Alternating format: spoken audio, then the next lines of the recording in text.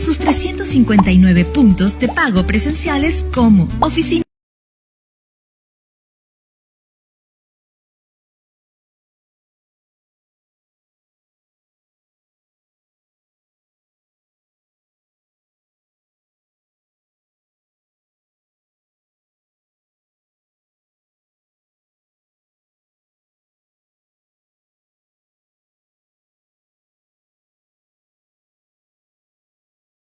De pago presenciales como oficinas portoaguas, bancos, cooperativas y tiendas y redes asociadas. Además, puede solicitar el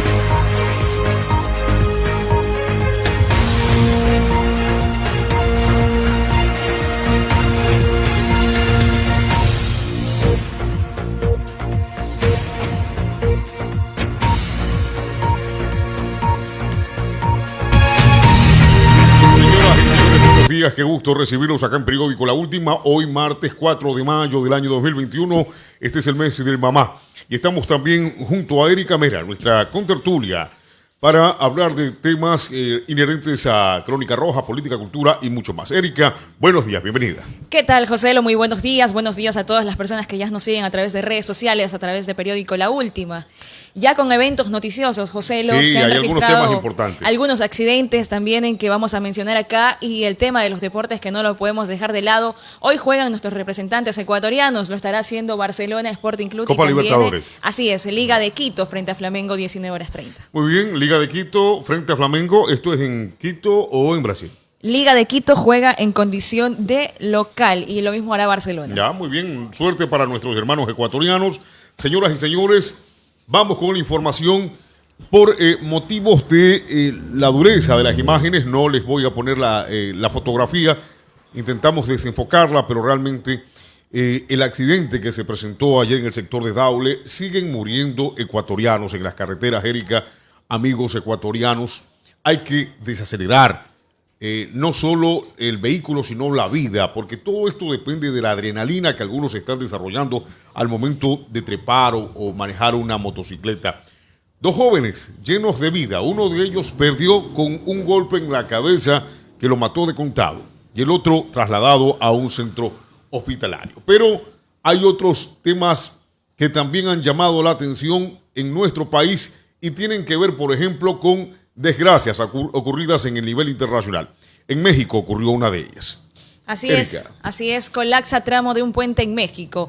El colapso de un tramo elevado del metro de la Ciudad de México ha dejado hasta el momento 23 fallecidos y 65 heridos. En el lugar del desplome de un puente del metro de Ciudad de México provocó que un vagón cayera sobre la avenida. El suceso tuvo lugar la noche de este lunes entre la estancia de Tensoco y Olivos, de la línea 12, cuando el tren estaba en marcha. El accidente dejó al menos 23 muertos y 65 heridos que fueron hospitalizados. Muchas gracias a la gente que se está conectando en Pedernales. No se olviden de darle compartir a la transmisión del periódico La Última, darle compartir a la transmisión para que más manavitas y ecuatorianos logren enterarse de lo que está pasando. Estas son unas imágenes durísimas del colapso de un puente elevado en México. Por este puente pasaba un metro. Sí, un metro, justamente. Y el vagón iba con personas, aparentemente. ¿Qué dice la información? Cayó precisamente en el vagón 12, en la línea 12 del tren, del metro, y por allí salieron muchos heridos. Es decir, los datos que intento recabar es, ¿los fallecidos estaban todos en el vagón o había personas que estaban bajo el puente? ¿Qué dice la información? Vamos a retomar la información. Aquí en la nota no se registra de dónde exactamente estaban, pero lo que sí se dice es que fueron 23 muertos. Me imagino que fue dentro del vagón porque justamente pasaba esa línea. Entonces, allí fue cuando se desbordó el tramo del puente. Bueno, y las desgracias ocurren en todas partes del mundo y nosotros tenemos que trabajar para que estas cada vez sean menores. Hay temas importantes en Crónica Roja. Este ha sido nuestro estilo siempre. Empezamos con Crónica Roja, luego entrevistas, política y ahora que también tendremos el asunto deportivo con Erika Mera. Pero hay otras novedades que se han presentado. Por ejemplo, me dicen que hubo un incidente sobre una situación particular con una niña, con una mujer, digamos, no con una niña, sino con una mujer que habría estado compartiendo con varios amigos y luego de estar con ellos habría aparecido en en un motel. Erika Mera va a tener la información de este tema. A ver si nos envían por acá, por favor, el dato adecuado para poder publicarlo. Oiga, vamos a estar con el dato. Mientras tanto, le comento que esta mañana tomé café Tronquito, delicioso, por cierto. Muy bueno, muy bueno. Café Tronquito de la casa de Dalén Coveña, de Tronquito Ardiente. Sí, ahí está, súper. Café Tronquito, señoras y señores. Así que lo pueden disfrutar y lo pueden compartir. Bien, a propósito, gracias también a Almacén Feria Hogar en la ciudad de Puerto Viejo, Almacén Feria Hogar de Freddy Chávez. Si ustedes necesitan electrodomésticos y mucho más, ahí tienen Almacén Feria Hogar para aprovechar. Nos confirman nada más cuando tenemos ya la información de este tema que ha resultado llamativo y preocupante también en nuestro país. Así es, por acá tenemos ya la información. Mujer denuncia presunto abuso sexual en un motel de Puerto Viejo. La madrugada de este domingo, vamos a tener por acá la información, la madrugada de este domingo 2 de mayo del 2021, agentes de la Policía Nacional lograron la detención de un hombre que presuntamente habría violado a una mujer. El suceso se habría registrado en un motel de Puerto Viejo en la vía Manta. Según se pudo reconocer, la afectada habría estado reunida con algunos amigos con quienes se presume estuvo bebiendo y cuando aparentemente había perdido el conocimiento por causas de licor, fue llevada por uno de los jóvenes hasta un hotel de carretera, lugar donde presuntamente fue violada. Tras pasar los minutos, la mujer había recobrado el conocimiento y fue en ese momento que pudo darse cuenta que uno de sus amigos estaba consumando el acto sexual. La mujer denunció Joselo y inmediatamente las autoridades detuvieron a este hombre que presuntamente la habría violado. Bien, las investigaciones tendrán que determinar lo que ocurrió en este penoso incidente. Miren, no hay ningún tipo de justificación, Erika y amigos seguidores, en la violación. Es decir, eso no se entiende por ningún lado. Dentro de la interacción social y humana, lógicamente, hay deseos, anhelos de hombres hacia mujeres y mujeres hacia hombres.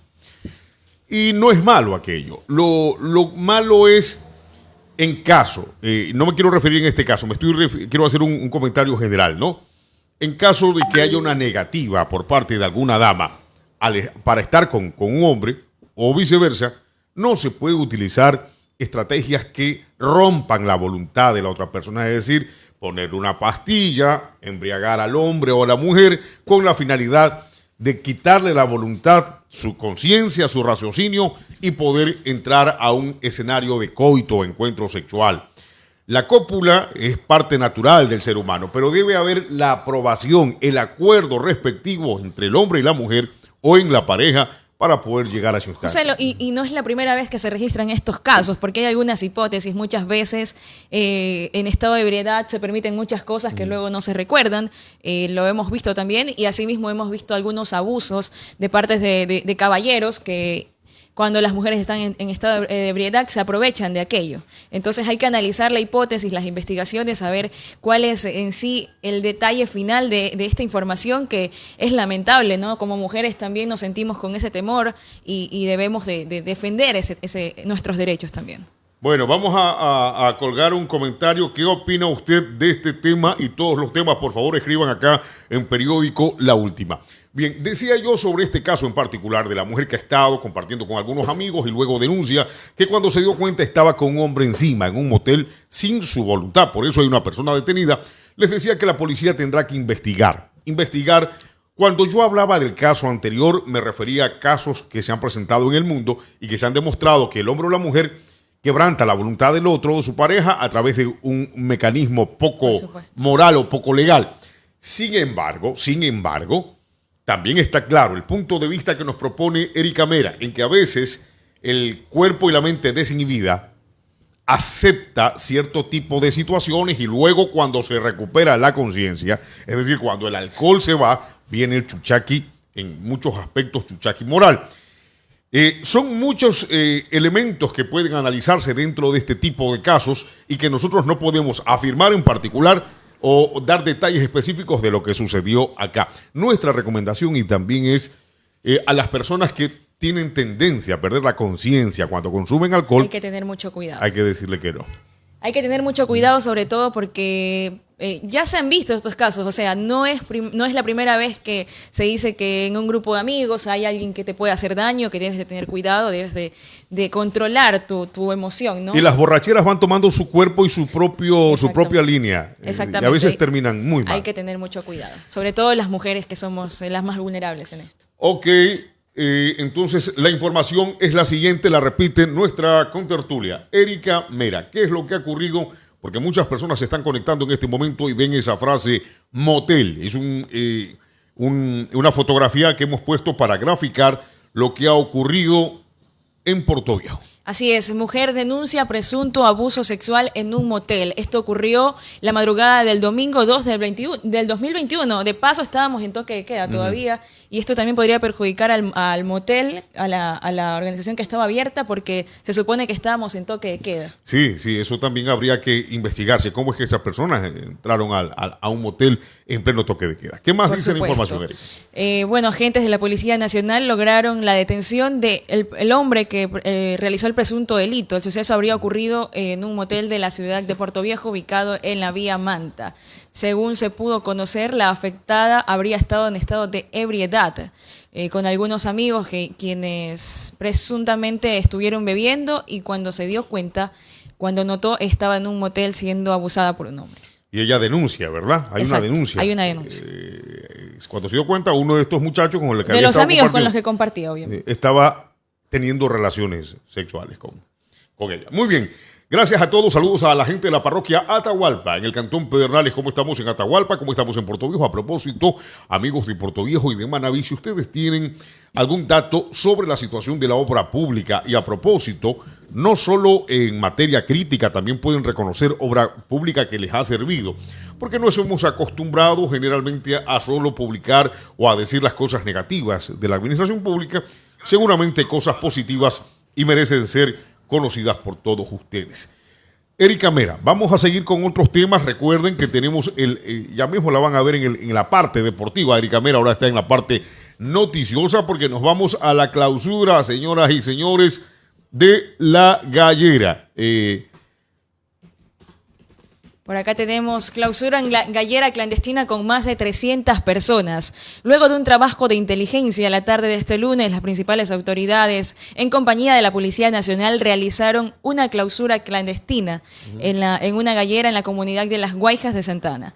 En esta gallera se encontró alcohol, personas sin mascarilla y sin respetar el distanciamiento social, ventas de comidas ambulantes, motos sin documentación ni respaldo, que fueron detenidas por las autoridades. En el operativo se decomisó una balanza reloj digital, pizarrón de apuestas y más.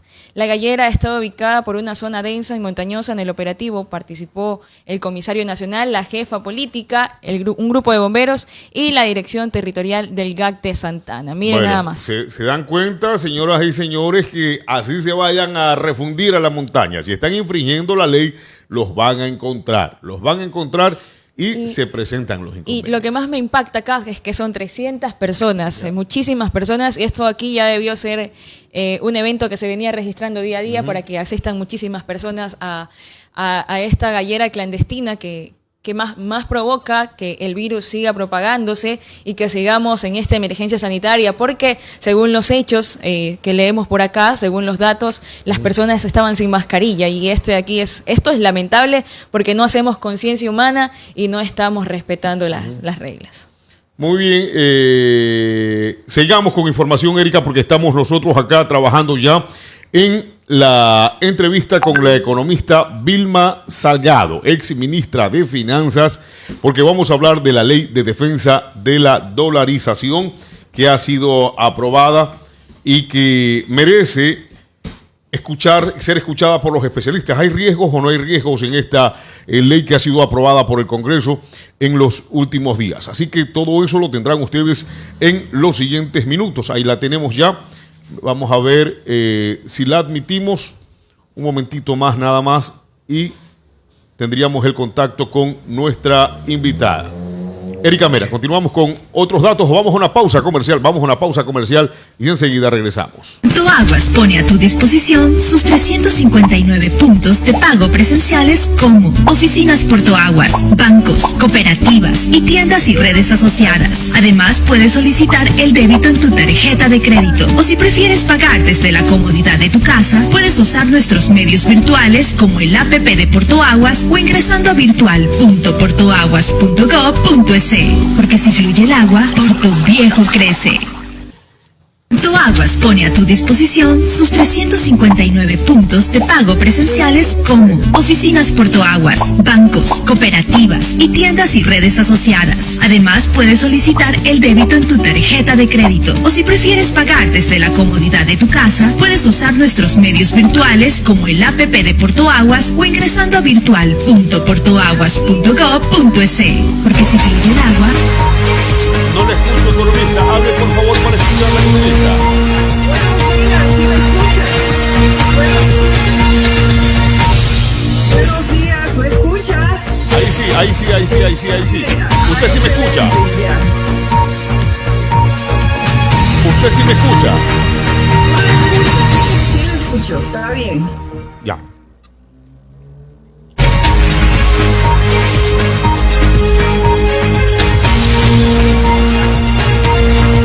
Señoras y señores, gracias por continuar con nosotros. Ya está en pantalla, lo habíamos anunciado ayer por la importancia que reviste este tema.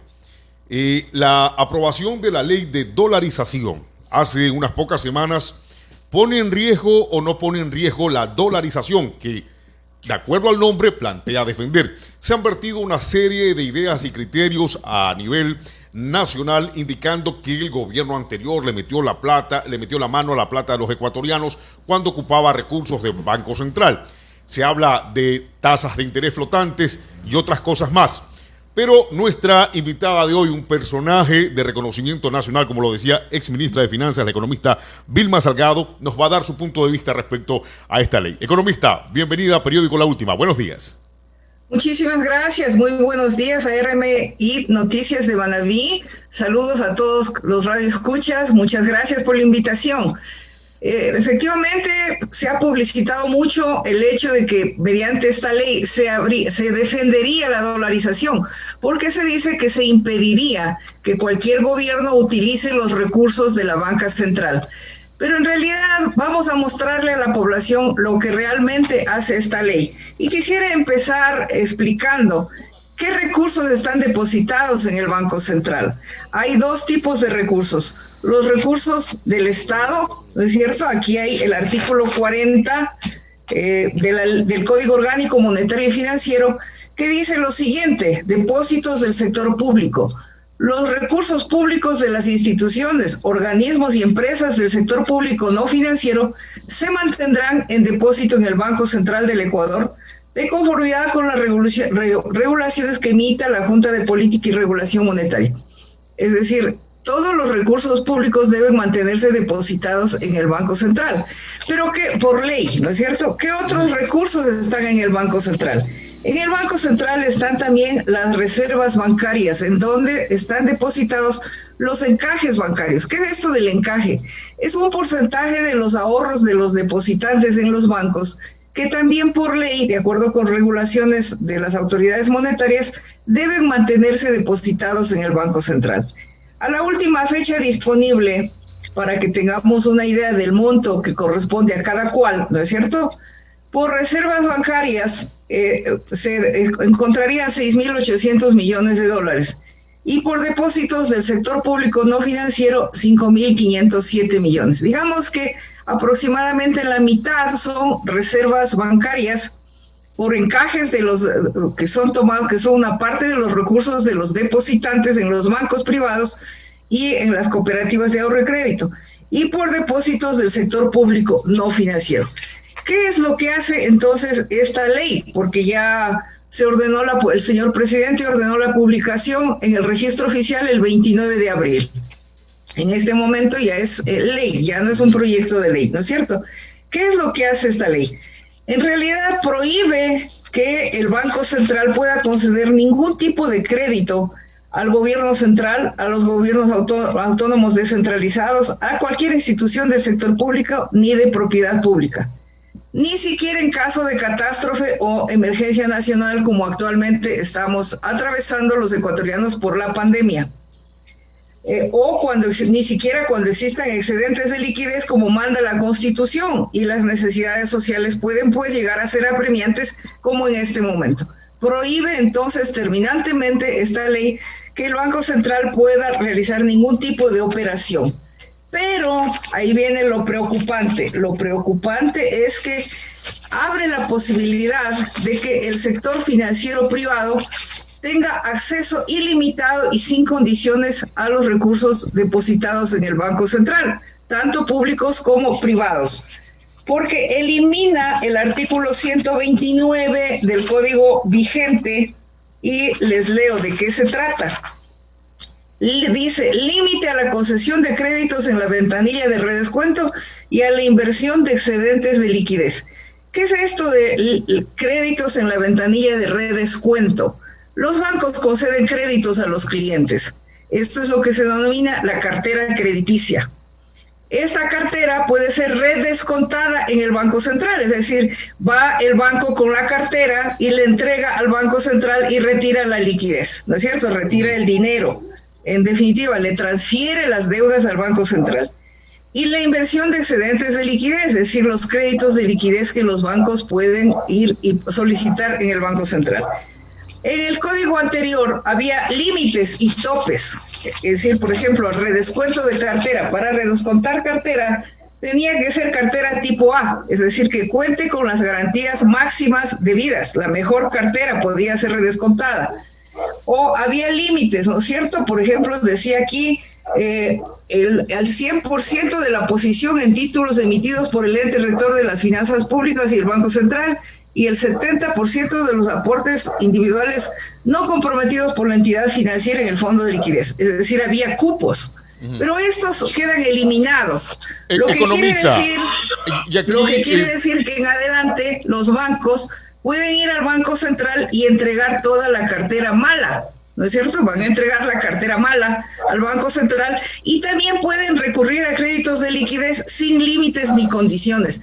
Esta es la real preocupación, porque es lo que sucedió en la crisis financiera de 1999, en que se reformó en la Constitución del 98, se abrió la posibilidad de los créditos de liquidez. Y los bancos en la crisis del 99 recurrieron entonces en forma masiva al Banco Central, recibieron créditos de liquidez. Como no había control del uso de esos recursos, que es también lo que sucede en esta ley, porque otro elemento es que se elimina el artículo 15 que le faculta a la Junta de Política a obligar a que una parte de los recursos se mantengan dentro del país. Es decir, eso se elimina, ya no tienen la obligación de mantener una parte de los recursos dentro del territorio nacional. Lo que quiere decir que pueden redescontar cartera en el Banco Central, acceder a créditos de liquidez y colocar fuera del territorio nacional. Economista, este es el riesgo. El tema es muy interesante y hay algunas aristas que podemos tomar en cuenta acá, porque cuando usted toma en cuenta esa ley que se aprobó en 1994 en el gobierno de Durán Ballén, que se llamó más o menos la Ley de Instituciones Financieras, que así supuestamente estaba diseñada para dinamizar la economía, para que los bancos pongan créditos, pero el problema es que los banqueros se terminaron prestando la plata entre ellos. Una de las preguntas que le quiero hacer en este momento es, ¿no hay un mecanismo de control en este momento? Porque en el 94 se redujo la capacidad de la Superintendencia de Bancos de controlar la actividad de estas personas. En este momento no hay ningún instrumento que pueda regular o controlar este tipo de actividades que pueden desembocar en un colapso de la economía. Eso es realmente lo preocupante, porque fíjese usted, señor periodista, que en esta ley se elimina la facultad de la Superintendencia de Bancos de control de las operaciones del Banco Central. Por eso es que las reformas son muy similares a las que se introdujeron en las leyes de instituciones financieras del 94 y en la Constitución del 98. porque a título de liberalizar las operaciones de los bancos, con el argumento, ¿no es cierto?, de que los bancos, una vez que tuvieran la libertad de poder asignar el crédito, iban a mejorar las condiciones del crédito. Se decía que iban a bajar las tasas de interés que se iban a colocar a niveles internacionales, pero en realidad eso no sucedió, y en este momento es esa la preocupación, porque también se elimina la capacidad de supervisión, elimina la supervisión o la facultad de supervisión que tiene la Superintendencia de Bancos, y se limitan las facultades que tiene la Contraloría General del Estado al mínimo, y se les reemplaza por firmas auditoras privadas, que es lo que sucedió también en vísperas de la crisis del 99, pero resulta que las firmas auditoras privadas son elegidas y contratadas por las juntas que se crean ahora, la Junta de Política y Regulación Monetaria y la Junta de Política y Regulación Financiera, ¿no?, que reemplazan a una única junta que era de Política y Regulación Monetaria y Financiera. Pero entonces las firmas auditoras privadas son contratadas por estas juntas y también pueden ser removidas. ¿Qué es lo que pasó en la crisis financiera del 99? Que estas firmas auditoras privadas no vieron nada, no se dieron cuenta de los créditos vinculados sin garantías legales, que nos llevó a la crisis financiera tan terrible que vivimos en el 99. En este momento tenemos ya una situación económica no crítica, sino catastrófica, porque a la pandemia se ha sumado la política de austeridad que viene aplicando el gobierno actual en el marco de los acuerdos con el Fondo Monetario Internacional. Economista. Entonces, en condiciones que el Estado no pueda acceder ni siquiera a los recursos públicos depositados en el Banco Central, pero que sí se deje totalmente abierta la posibilidad de que las instituciones financieras privadas puedan acceder sin límites ni condiciones y sin control a esos fondos, es lo que causa preocupación. Muy bien, estamos conversando con la economista Vilma Salgado, exministra de Finanzas, para hablar de la ley de defensa de la dolarización que se ha aprobado en los últimos días en Ecuador. No sé si fue usted, no recuerdo, yo escuché a nivel nacional alguien que dijo, se plantea impedir que el gobierno tome recursos del Banco Central, pero se abre la puerta a que la banca privada sí los pueda tomar, es decir, no le mete la mano el gobierno, pero sí la banca privada. Dentro de esta Junta de Regulación Financiera y Monetaria, hay otro elemento que analizar. No solo las decisiones que van a tomar, sino quiénes van a conformar estas juntas y quién va a decidir cómo se van a seleccionar a estas personas, porque se suponía que la política monetaria es facultad del Ejecutivo, pero al parecer podrían intervenir terceros en las decisiones económicas del país. Usted tiene toda la razón, señor periodista. En la nueva ley, en la ley vigente, se reemplaza a los ministros que eran parte de la Junta de Política y Regulación Monetaria, presidido por el ministro de Finanzas, por ciudadanos, 3 ciudadanos, ¿no? Ahora 3 ciudadanos que son elegidos por la Asamblea de una terna enviada por el Ejecutivo. Pero ¿cuáles son las condiciones que deben reunir? Voy a leer la que más nos preocupa, ¿no es cierto? Que es la de tener experiencia profesional de por lo menos 10 años en funciones de dirección o administración relevantes en el ámbito monetario y o financiero, incluyendo los organismos de regulación, supervisión o control de dichos ámbitos.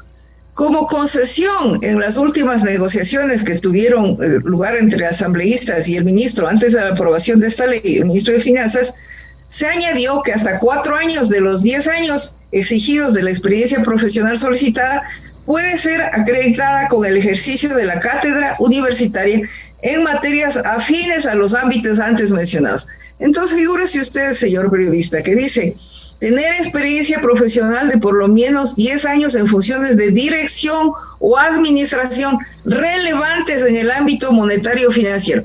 ¿Quiénes tienen este tipo de experiencia?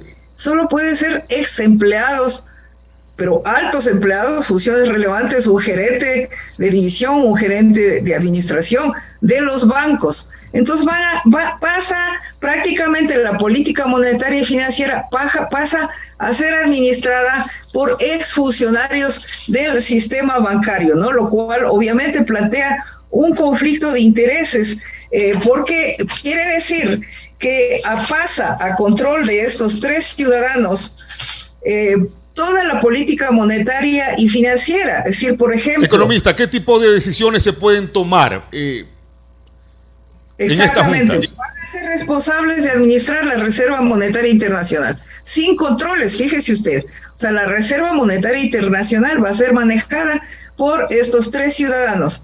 Establecer el sistema de tasas de interés para operaciones activas y pasivas del sistema nacional, financiero nacional. Establecer regulaciones sobre los medios de pago, es decir, van a decidir cómo manejar los medios de pago. Autorizar operaciones de liquidez con instituciones financieras. Ellos son los que van a autorizar, ya están en la ley, está totalmente abierto, pero podrían ellos definir los techos. Es decir, en manos de estos 3 ciudadanos vamos a quedar a merced de la voluntad de estos 3 exfuncionarios de los bancos, el manejo de todos los recursos de los ecuatorianos que están depositados en la reserva, de las tasas de interés. Y además todo esto se va a hacer en la más absoluta reserva, porque quedan prohibidos de cualquier tipo de entrega de información, es decir, es más, se establecen sanciones para quienes puedan pues acceder a esta información que queda absolutamente reservada. Y hay un tema que es más preocupante aún, que las pérdidas en esta nueva ley, ¿no es cierto?, que ya está vigente, se establece que las pérdidas del Banco Central serán financiadas por el Ministerio de Finanzas. ¿Qué significa esto? ¿Qué significa esto? ¿Por qué razón en el pasado se registraron pérdidas en el Banco Central? Por ejemplo, en la crisis financiera del 82, cuando el gobierno del entonces presidente Hurtado, ¿no es cierto?, sucretizó las deudas. ¿En qué consistió esta sucretización? Que las deudas del sector privado denominadas en divisas fueron transferidas al Banco Central mediante ley.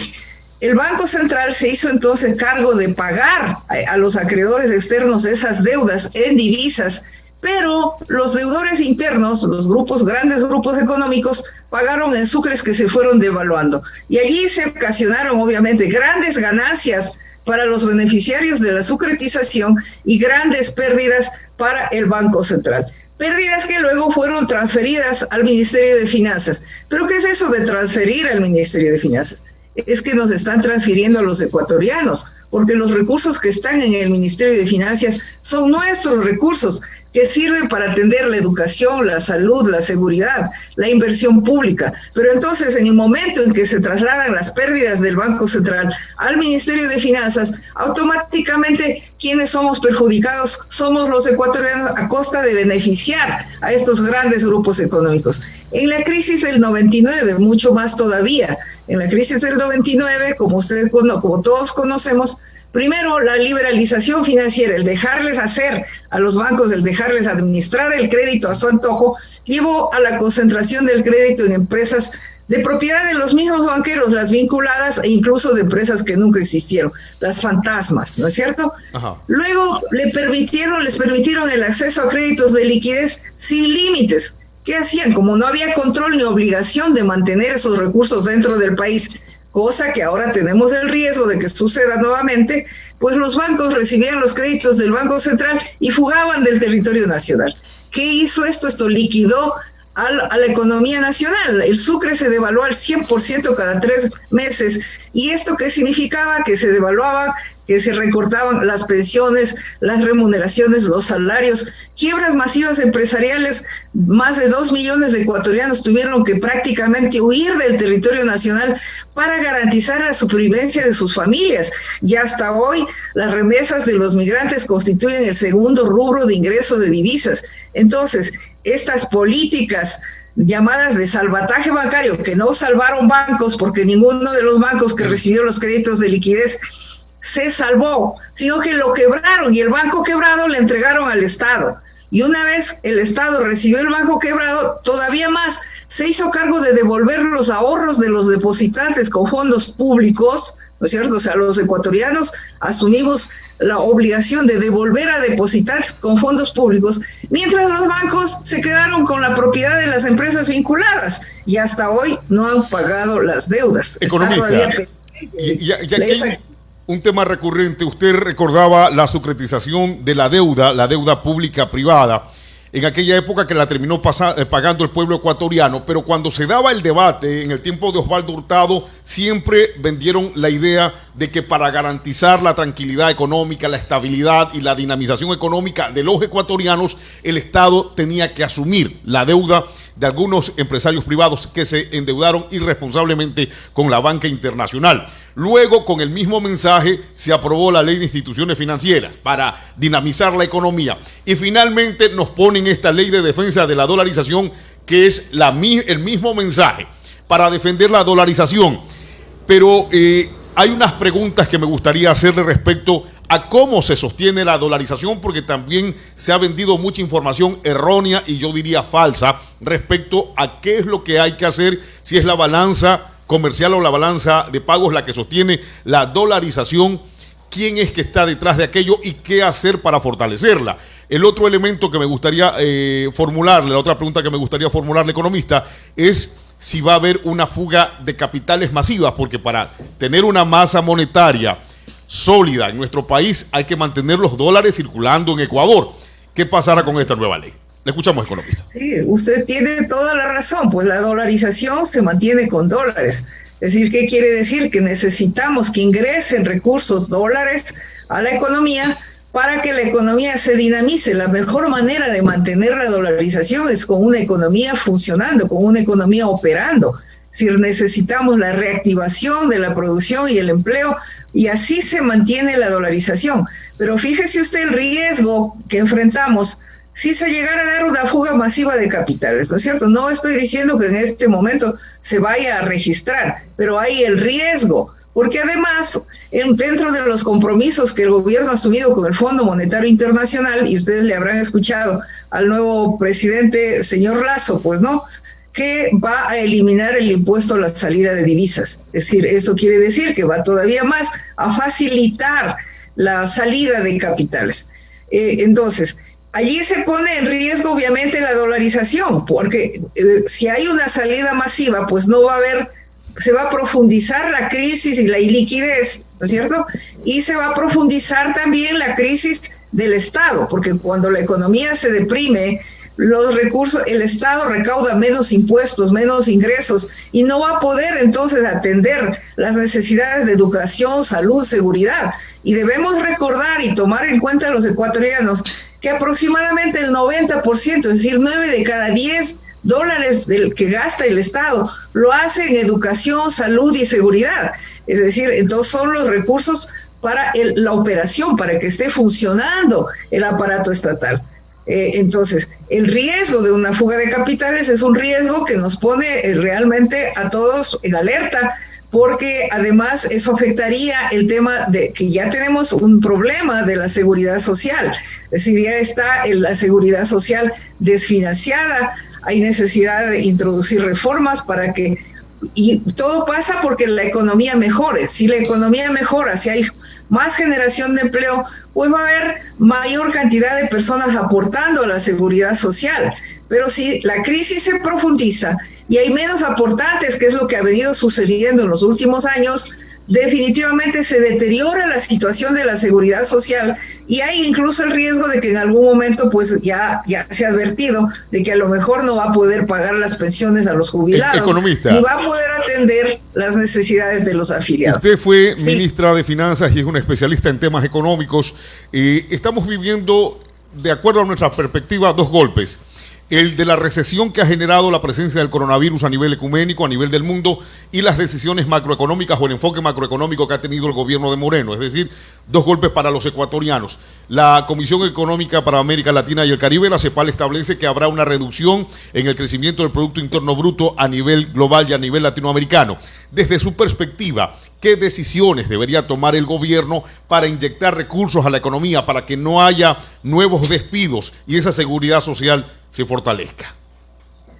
Es decir, fíjese usted, señor periodista, que en todas partes del mundo los bancos centrales están inyectando recursos en la economía para atender las necesidades de la población afectada, directamente con entregas de recursos a las familias afectadas por el desempleo, a los desempleados.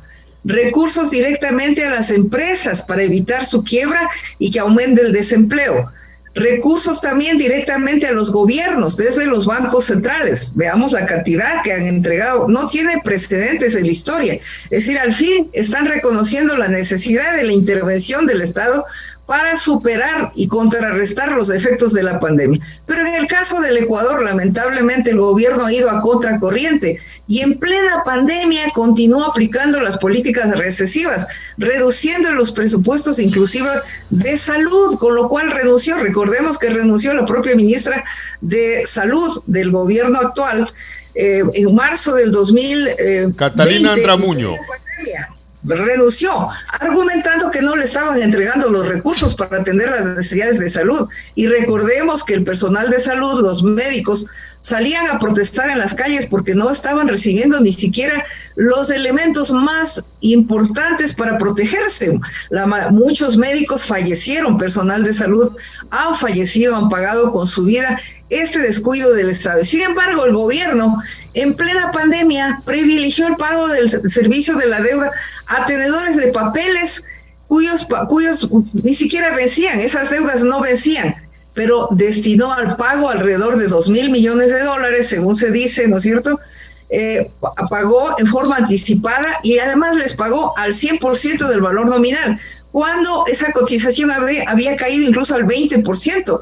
Porque el Fondo Monetario Internacional, además, en plena pandemia, en marzo del 2020, suspendió un desembolso de una de las cuotas, argumentando que el Ecuador no había cumplido con la meta de reservas internacionales a que se había comprometido. Entonces tenemos aquí una insensibilidad tanto del gobierno nacional como del Fondo Monetario Internacional, que es lo que ha profundizado la crisis en el Ecuador. Además, recordemos que en plena pandemia y en estado de excepción, el gobierno aprovechó para eliminar, por ejemplo, los subsidios a los combustibles mediante un decreto ejecutivo, lo dictó en mayo del 2020, aprovechó también para enviar con el carácter de económico urgente leyes absolutamente impopulares, como la llamada Ley de Reordenamiento de las Finanzas Públicas, la mal llamada Ley de Apoyo Humanitario, en la que lo que hizo es aprovechar para eliminar muchas conquistas laborales, para afectar a los trabajadores, razón por la que las organizaciones sindicales pues plantearon una cantidad de demandas de inconstitucionalidad ante la Corte Constitucional que están todavía ahí por resolverse. Entonces vemos que el Ecuador ha ido, el gobierno nacional, a contracorriente de lo que hicieron y están haciendo en el resto del mundo, sin preocuparse por pensar que es absolutamente necesario que se reactive la economía, que es necesario tener sensibilidad frente a las necesidades del pueblo ecuatoriano. Fíjese que hace unos días se publicó una información del Instituto Nacional de Estadística, unas estimaciones de que alrededor de 1 millón de ecuatorianos habrían descendido de la clase media a la clase popular. ¿Por qué? Porque perdieron su empleo. 1 millón de ecuatorianos. Es decir, aquí estamos siendo afectados todos los ecuatorianos porque se está deteriorando el mercado laboral de una manera alarmante. Los índices de desnutrición infantil, de anemia en madres, están elevándose, como lo ha denunciado las Naciones Unidas, y sin embargo, pues el gobierno actual continúa simplemente cumpliendo a rajatabla con los compromisos asumidos con el Fondo Monetario Internacional. Muy bien, el Fondo Monetario Internacional que vuelve con las recetas de toda la vida, ¿no? Y que estuvo un poco más marginado y aislado en el tiempo en que gobernó Rafael Correa. ¿Alberga usted alguna esperanza de que mejore la situación con el gobierno de Guillermo Lasso, que entrará en funciones muy pronto, o cree que las políticas establecidas por el gobierno de Moreno son la tendencia que seguirá Guillermo Lasso cuando ascienda al poder? Bueno, mire, lamentablemente solo tenemos que revisar. Hay un plan de trabajo 2021-2025 que está publicado. O sea, quien quiera puede ingresar a plan de trabajo de Guillermo Lasso 2021-2025. Y en ese plan se dice que tienen un compromiso ineludible con la austeridad fiscal. Es decir, eso va a continuar, ¿no es cierto? Van a continuar aplicando los compromisos con el Fondo Monetario Internacional en lo que se refiere a austeridad fiscal. Hay una serie de ofertas, como por ejemplo se ofrece crédito con dice de al menos $1,000 millones al 1% de interés y plazo de 30 años, que serán otorgados por la banca pública. Es decir, bueno, esperemos, dice que estos recursos los van a conseguir de organismos internacionales, ¿no es cierto? Se ofrece que van a aumentar la explotación petrolera y también los recursos mineros. Se afirma ahí que Ecuador no puede darse el lujo de mantener sus recursos petroleros y mineros bajo tierra. Aquí van a tener conflicto con todos los campesinos que además votaron por él, ¿no es cierto?, en las provincias del sur, y que ponen como una de las condiciones el que no se vaya a la minería que afecta sobre todo las fuentes de agua. Economista, sobre esos recursos que van a ser prestados. No se preocupado, porque dice, bueno, a ver, conseguirán los recursos, los $1,000 millones, porque el compromiso que tienen con el fondo es más bien de pagar los fondos, de devolver al Banco Central los recursos que fueron aportados a la banca pública. Ahora, ¿cuáles serían los organismos internacionales que podrían aportar esos recursos que van a ser prestados al pueblo ecuatoriano, esos $1,000 millones? ¿De dónde tendrían que venir? ¿De dónde podrían venir? Bueno, en realidad recursos internacionales existen, ¿no? Por ejemplo, hay un mecanismo que el Banco Central no ha realizado suficientemente, no ha aprovechado, como son los que se denominan los swaps de divisas, es decir, que se firman con otros bancos centrales en los que se reciben temporalmente recursos con el compromiso de devolverlos en un determinado plazo.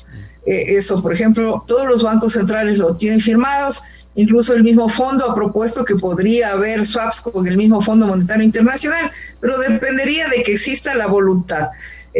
Recursos de organismos a tasas de interés del 1%, existen, las tasas de interés internacionales están bajísimas, han estado bordeando cero inclusive en la mayor parte de la década desde los años 20, buscando reactivar la economía. Las tasas de interés a nivel internacional se mantienen muy bajas. Y realmente ese es otro de los temas que está pendiente en el caso del Ecuador, rebajar las tasas de interés, porque no se justifica y es inviable que sobre todo un pequeño empresario, los microempresarios, se les cobra tasas autorizadas por la autoridad monetaria que bordean el 30%. Entonces, en una economía en recesión, 30% es inviable. ¿Cómo puede pagar a alguien el 30%? ¿No podrían servir las tasas de interés flotantes que hay con esta nueva ley de defensa de la dolarización para que desciendan? Bueno, el nuevo presidente está ofreciendo que va a abrir el mercado financiero para que ingrese banca internacional. Y se espera que con eso puedan bajar las tasas de interés, y creen también que eliminando el impuesto a la salida de divisas pueden ingresar divisas. Lo preocupante es que nos pueda suceder lo que pasó en el caso de Argentina, ¿no es cierto?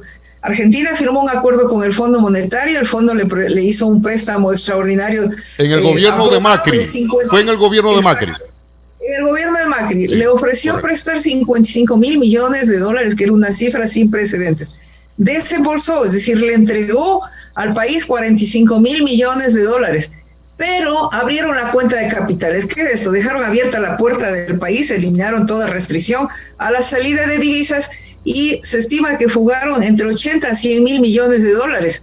Y entonces ahí vemos, el pueblo argentino quedó con una deuda adicional con el fondo de 45 mil millones, pero el dinero ya se escapó y entonces la crisis se profundizó. Es decir, esos son los riesgos. El nuevo gobierno de Argentina está incluso planteando la posibilidad de demandar al Fondo Monetario Internacional, porque el fondo conoce lo que sucede cuando se abren las puertas en una crisis. Es decir, esto es histórico. El capital privado tiene un comportamiento que se denomina procíclico. Cuando la economía está bien, el capital ingresa a ese país, pero cuando la economía está mal, tiende a retirarse. Por eso se crearon los organismos multilaterales como el Banco Mundial para contrarrestar esas salidas y llegar con recursos. Pero el Banco Mundial tampoco tiene la cantidad de recursos necesarios como para contrarrestar este comportamiento del capital privado. La banca, economista, la banca privada que nunca pierde, y yo recuerdo cuando usted hablaba de la securitización de la deuda,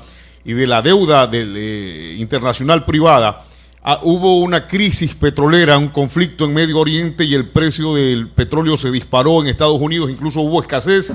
Por lo tanto, Ecuador, que entraba en esa bonanza petrolera, se dispararon los precios del petróleo, hubo mucha riqueza y la banca internacional enseguida llegó a Ecuador a ofertarle créditos y luego le terminó poniendo la soga en el cuello.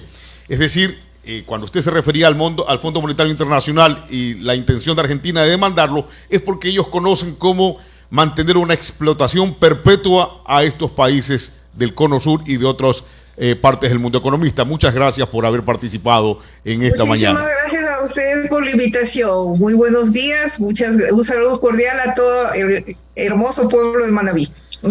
Muy bien, ha estado con nosotros la economista Vilma Salgado, ex ministra de Finanzas. Vamos a una pausa y enseguida regresamos. Portoaguas pone a tu disposición sus 359 puntos de pago presenciales como oficinas Portoaguas, bancos, cooperativas y tiendas y redes asociadas. Además, puedes solicitar el débito en tu tarjeta de crédito o si prefieres pagar desde la comodidad de tu casa, puedes usar nuestros medios virtuales como el app de Portoaguas o ingresando a virtual.portoaguas.gov.es. Porque si fluye el agua, Porto Viejo crece. Portoaguas pone a tu disposición sus 350...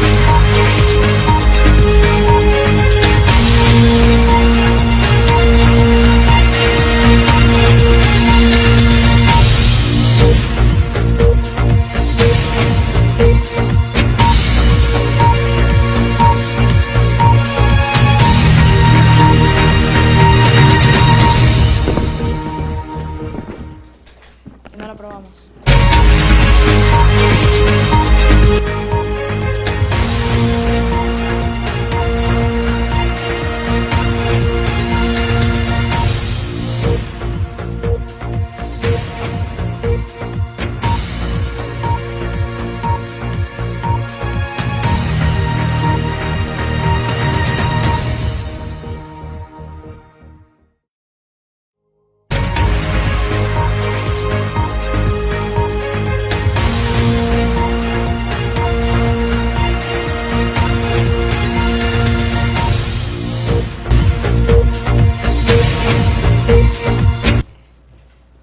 Seguimos en Desayúnate la Última y ahora nos vamos hasta los deportes, la información deportiva. El día de hoy tenemos partidos de Copa Libertadores. Nuestros representantes, Liga de Quito y Barcelona, estarán jugando en la Copa Libertadores por la tercera jornada. Vamos con los detalles.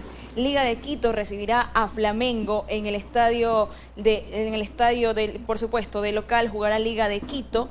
También Barcelona, que recibirá a Boca Juniors en el Monumental. Estos dos partidos se jugarán 19:30. Detalles sobre Boca Juniors, este equipo argentino que ya se encuentra acá en el país listo para jugar frente a Barcelona. Tendrá bajas, no estará Sebastián Villa, Agustín Almendra y tampoco Edwin Cardona, quien dio positivo en COVID cuando llegó al Ecuador, porque cuando salió de su país todo estaba bien, pero llegó acá al país, se sometió a una prueba de COVID y dio positivo. Esto también da a que el Ministerio de Salud haga una petición de que los jugadores de Boca Juniors antes del partido tendrán que hacerse una prueba COVID para ver si no hay más infectados.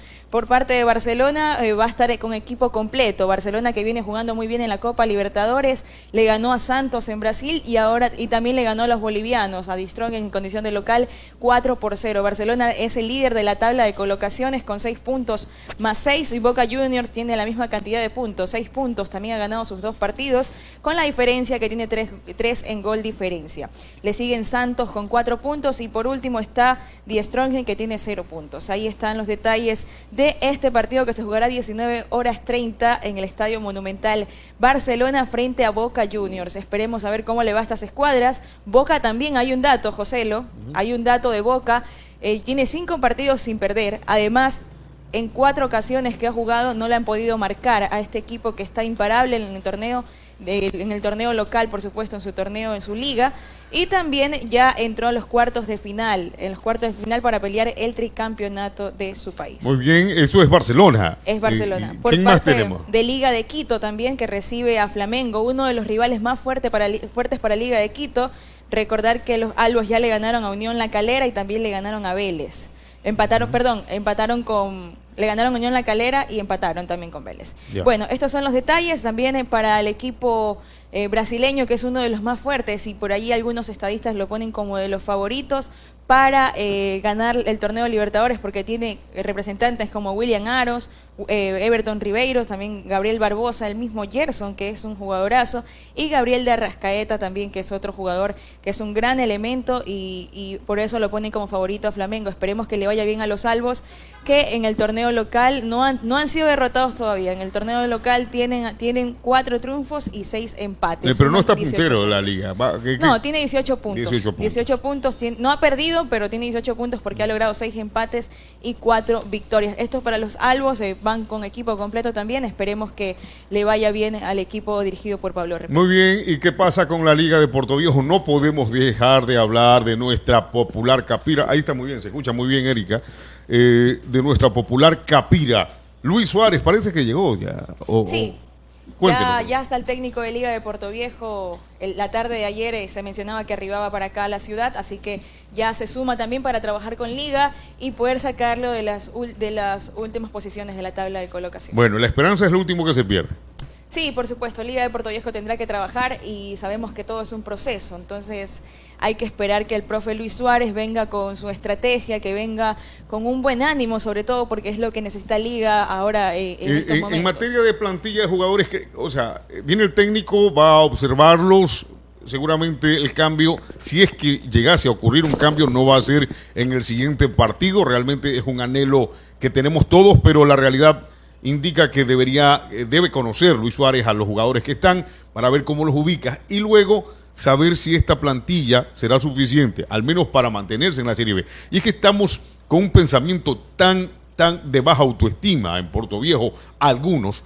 Por ahí me encontré algunos amigos y dicen, yo lo que quiero es que la liga no se vaya, que no caiga de esta categoría. Es decir, no estamos pensando en ascender, estamos pensando en no descender. Y eso es un indicador del mal momento que vive la liga. Erika. Por supuesto, y así mismo fue en la Serie A, pues cuando se pensaba que Liga no descendiera de la Serie A, que se mantuviera, y esto no puede pasar en la Serie B. Una cosa es que estés en la Serie de privilegio y trates de no decaer, pero en la Serie A, irte al descenso es complicadísimo, y sobre todo porque Liga de Portoviejo en plantilla no tiene algo tan elevado, ¿no? Y comparado con los rivales de la Serie B, tiene para lucharla. ¿Cuán difícil es? Creo que es más fácil ir de la B a la A que del descenso a la B, es decir, por supuesto, de segunda a primera. En menos categorías estés, más cuesta subir. Eso es algo lógico de la vida. Y Liga de Portoviejo tiene posibilidades de poder quedarse en la Serie B. Eso es lo que yo menciono acá. Tiene posibilidades de poder quedarse en la Serie B. Todavía faltan bastantes fechas. Esperemos que le vaya bien al equipo universitario, que pueda hacer bien las cosas y que consiga los resultados. Solo esas posibilidades existen para Liga.